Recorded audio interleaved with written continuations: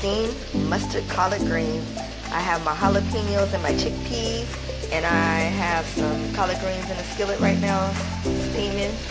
And I'm gonna let it get brown a little bit and put some onions in it.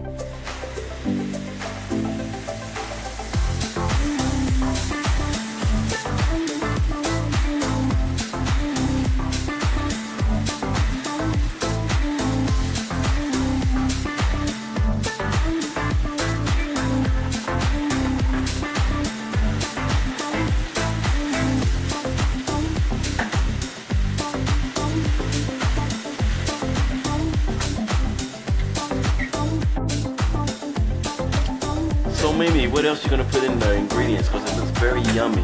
Look at that. Salt, pepper. Say what? Salt and pepper. Salt and pepper. Salt and pepper. Oh, what a tasty treat.